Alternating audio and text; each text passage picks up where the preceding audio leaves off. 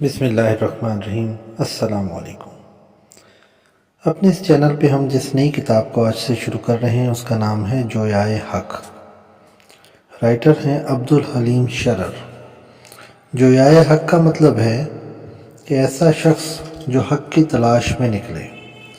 یہ ایک شاندار ناول ہے عبدالحلیم شرر کا اور مشہور، جس میں حضرت سلمان فارسی رضی اللہ تعالیٰ عنہ کی سفر اور سوانح حیات بیان کیے گئے ہیں، اور سیرت سے متعلق بھی کئی سنہرے واقعات کو اس میں شامل کیا گیا، اور یہ ایک بہت ہی شاندار قسم کی کتاب ہے، اور انشاءاللہ آپ بھی اس سے محظوظ ہوں گے۔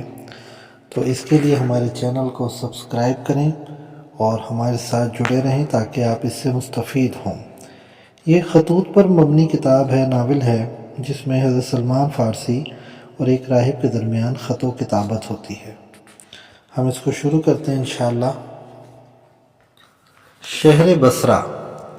شمالی صحرائے عرب کا قدیم شہر بصرہ، جو ارض فلسطین کے جنوب و مشرق میں ان دنوں اجاڑ و سنسان پڑا ہوا ہے۔ سنہ 600 ہجری میں ایسا نہ تھا۔ یہ شہر جیسا آج کل ویران ہے، ایسا ہی ان دنوں جبکہ ہم اپنے دوستوں کو اس کی سیر کرانا چاہتے ہیں۔ آباد و بارونق تھا۔ یہ تاریخی شہر وادی طفیل کی سب سے جنوبی شاخ کے کنارے، جو اکثر خشک پڑی رہتی ہے، اور بحر لوط کے جنوبی ساحل سے 15-20 کوس کی مسافت پر علاقہ ادم اور ارض بنی مواب کے درمیان کوہستان سعیر کے مشرقی دامن سے 5-6 میل ہٹا ہوا واقع ہے۔ آنے جانے والوں کی کثرت سے اس کی آبادی میں ہر وقت ایک شور و ہنگامہ بپا رہتا ہے، اور ایسی چہل پہل نظر آتی ہے جو عرب کے کسی صحرائی شہر میں نہیں دیکھی گئی۔ اگرچہ بصرہ کسی سلطنت کا مستقر نہیں ہے اور نہ کسی حکومت کا مرکز مانا جاتا ہے، مگر تجارت نے اس میں شاہانہ عظمت و جبروت کا سما پیدا کر دیا ہے۔ جدھر دیکھیے دولت مند عمرا کے قصر و ایوان اور بڑے بڑے تاجروں کے عالیشان محل نظر آتے ہیں۔ سر بفلک کنیسوں اور گرجوں کے درمیان میں ہر وقت ہزارہ اونٹوں کی قطاریں گزرتی دکھائی دیتی ہیں، اور اونٹوں کے بلبلانے اور ساربانوں کے چیخنے چلانے کے ناگوار شور میں ملی ہوئی قریب قریب تمام مختلف اللسان ملکوں اور قوموں کی آوازیں سنی جاتی ہیں۔ کارواں سرائے قافلوں اور ملکوں کے مال تجارت سے بھری پڑی ہے۔ دولت مندی و حوصلہ مندی کے ٹھاٹھ ہر جگہ دکھائی دیتے ہیں، اور شہر بصرہ نہایت ہی عجیب تمکنت سے اپنی اقبال مندی اور خوشحالی پر ناز کر رہا ہے۔ ایک تاجرانہ شہر میں ایسی شان و شکوہ اور عظمت و جبروت پیدا ہو جانے کی زیادہ تر وجہ یہ ہے کہ اس زمانے تک تمدنی کاروبار اور تجارت کے درآمد و برآمد کا چارج بحری مراکب جہازوں نے خشکی کے جہازوں اونٹوں سے نہیں لیا ہے، اور ان بری جہازوں کے زبردست بیڑے یعنی بڑے بڑے قافلے مشرقی مال تجارت کو اور اس کے ساتھ وہاں کے صدہا جہاں گرد سیاحوں کو مغرب میں اور مغربی پیداوار اور ممالک غرب کے مسافروں کو مشرق میں پہنچاتے ہیں۔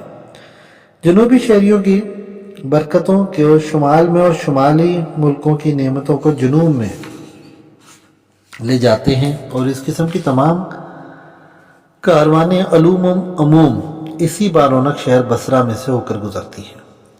تجار مہینوں قیام کر کے مال تجارت کا تبادلہ کرتے، اور جیسے لدے پھدے آئے تھے ویسے ہی نئی چیزوں اور نئے مال سے بھرے پڑے واپس چلے جاتے ہیں، جس کی برکت سے بصرہ میں ہمیشہ خرید و فروخت کا بازار گرم رہتا ہے، اور لین دین کا کارخانہ ہر وقت اور ہر موسم میں جاری رہتا ہے۔ مشرق سے یہاں ایران و عراق کے قافلے آتے ہیں، جن کے ساتھ بابل و فارس اور شمالی ہندوستان اور خطا و ختن کی نادر روزگار چیزیں ہوتی ہیں۔ جنوب سے عربوں کے قافلے آتے ہیں، جو یمن، حضرموت، عمان اور بحرین کی پیداوار کے ساتھ جنوبی ہند اور چین کے عام پسند سامان تجارت سے بھرے ہوئے ہوتے ہیں۔ مغرب سے مصر و افریقہ کے قافلے وہاں کے مشہور چیزوں کو لاتے ہیں، اور شمال سے دمشق و روم کا مال آتا ہے۔ غرض کوئی گھڑی نہیں گزرتی جبکہ بصرہ میں جرس کارواں کی آواز نہ سنی جاتی ہو، اور شتربانوں کی ہدی خوانی کا نغمہ گرد کے دشت و جبل میں نہ گونج رہا ہو، اونٹوں کے گلے کی گھنٹیوں کے ساتھ وقتاً فوقتاً کنیسوں کے گھنٹوں کا شور بھی بلند ہونے لگتا ہے، اس لیے کہ عیسائیوں کی کثرت ہے اور اس پر شور زمانے میں، جب کہ دین مسیحی میں 20 جھگڑے پڑے ہوئے ہیں اور صدہا فرقے پیدا ہو گئے ہیں۔ بصرہ ان تمام فرقوں کا مامون بنا ہوا ہے، جن پر رومی سلطنت، جو کونسل منقیہ کے مسلمہ عقائد یعنی کیتھولک مسیحیت کی حامی تھی، طرح طرح کے مظالم کر رہی تھی۔ بصرہ عرب کے سرحدی شہر ہونے کی وجہ سے اپنی عربی آزادی کو عزت و آبرو کے ساتھ بچائے ہوئے تھا، اور ایسی قابل اطمینان جائے پناہ قرار دیا گیا تھا جس میں ہر دنیا کے ستائے ہوئے کو پناہ مل جاتی تھی۔ اور اسی آزادی کی برکتوں سے فائدہ اٹھانے کے لیے نصارہ کے ہر فرقے کے اسقف اور راہب یہاں آ کے سکونت پذیر ہو گئے تھے، اور ان کے بڑے بڑے کنیسے اور عالیشان خانقاہیں ہر طرف پھیلی ہوئی تھیں۔ عیسائیوں اور سلطنت روم کے ستائے ہوئے صدہا یہودی خاندان بھی یہاں آ بسے تھے، قطع نظر اس کے کہ آرمینیا اور دیار بکر کے علاقے دولت روم اور دولت ساسانی کی جنگ و پیکار کے میدان بنے ہوئے تھے، جن میں سلطنت ساسانی اور رومی کے زیر علم مجوسیت اور نصرانیت میں سخت مقابلہ ہو رہا تھا۔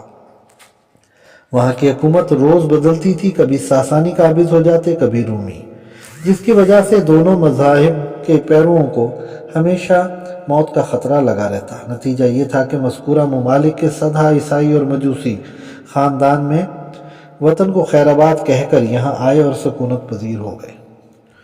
غرض اس تاجرانہ شہر میں کوئی مذہب نہ تھا جس کے پیرو موجود نہ ہو اور جس کے معبد اور عزت کدے عرب کے اس شمالی شہر کی تعمیر نہ ہو گئے ہوں۔ یہودی، مجوسی، سائبی، بت پرست عیسائی اور پھر عیسائیوں کے 20 فرقوں کے پیرو آپس میں ملے جلے رہتے اور آزادی کی زندگی بسر کرتے۔ ان مختلف مذاہب کے طرفداروں میں اکثر مناظرے کا سلسلہ بھی جاری رہتا، اور سچ یہ ہے کہ تحقیق مذہب اور جستجو حق کا بازار جس قدر یہاں گرم تھا شاید دنیا کے کسی شہر میں نہ ہوگا۔ عیسائیوں میں سے سب سے بڑا اور طالب گروہ مانی آریوس اور ستوریوس کے پیرووں کا تھا۔ مانی نے 3 صدی مسیح کے وسط میں مجوسیت اور مسیحیت کو ملا کر ایک نیا مذہب ایجاد کیا تھا۔ وہ تورات اور انبیاء سلف کی توہین اور تحقیر کرتا، اپنے آپ کو حضرت مسیح کا فارکلیت موعود بتاتا اور اپنی تصویر دار کتاب اور تنگ کو آسمانی کتاب کی حیثیت سے پیش کر کے اس پر ایمان لانے کی دعوت دیتا تھا۔ آخر وہ 294 قبل محمد صلی اللہ علیہ وسلم میں مجوسی تاجدار عجم کے حکم سے قتل ہوا۔ اس کا مذہب اس کے زمانے تک جبکہ ہمارا یہ ناول شروع ہوا ہے نہایت ہی زور و شور سے پھیلا ہوا تھا، اور اس کے صدہا معتقدین جو ایران اور روم دونوں سلطنتوں کے محرم تھے بصرہ میں امن و امان کی زندگی بسر کرتے تھے۔ آریوس پکا مسیحی اور حضرت مسیح کے احکام کا سچا پیرو تھا۔ اسے تثلیث کے ماننے سے انکار تھا اور وہ توحید کا زبردست حامی تھا، مگر نبقیہ کی کونسل نے تثلیث کو مسلم عقیدہ مسیحیت قرار دے کے اسے 242 قبل محمد صلی اللہ علیہ وسلم میں ملحد و بے دین بتایا اور جلا وطن کیا گیا۔ جلا وطنی میں وہ اسی شہر بصرہ میں آ کے رہا تھا۔ قسطنطین نے اگرچہ چند روز بعد اس کا قصور معاف کر کے اس کی طرفداری شروع کر دی تھی، مگر تثلیث پرست عیسائیوں کے شور و غل میں اس کی توحید کی آواز نہ سنی گئی۔ اس کے پیرو ہر جگہ مٹائے جانے لگے اور آخر آریوس کے ہم خیالوں کے لیے بھی بصرہ سے زیادہ کوئی پناہ کی جگہ نہ ہو سکی۔ نستوریوس اتنا پکا موحد تو نہ تھا جیسا کہ آریوس تھا، مگر وہ بھی مسیح کو انسانی جسم اور جسمانی کاموں کے ساتھ خدا نہیں مانتا تھا، اور اس کو بھی جائز نہیں کہہ سکتا تھا کہ حضرت مریم کو خدا کی ماں کہا جائے۔ تیسری مسیح کونسل نے جو سن قبل محمد صلی اللہ علیہ وسلم میں شہر افسوس میں منعقد ہوئی تھی اسے بھی بے دین و ملحد قرار دیا، اور آخر اسے اور اس کے پیرو نستوری مسیحیوں کو بھی بصرہ ہی میں آزادی سے رہنے کے لیے پناہ مل سکی۔ نستوریوس کو خارج از دین کیے جانے کو پوری صدی نہیں ہوئی تھی کہ نستوس نے نام کے ایک مسیحی نے فارکلیت ہونے کا دعویٰ کر کے 2 حسین و پری جمال اور ادلک و جادو بیاں عورتوں کو پیغمبرنیاں بنا کے ساتھ لیا اور ایک نئے مذہب کی دعوت شروع کر دی، جس کا دعویٰ تھا کہ مسیح کے 1000 سالہ بادشاہی کا دور شروع ہونے والا ہے۔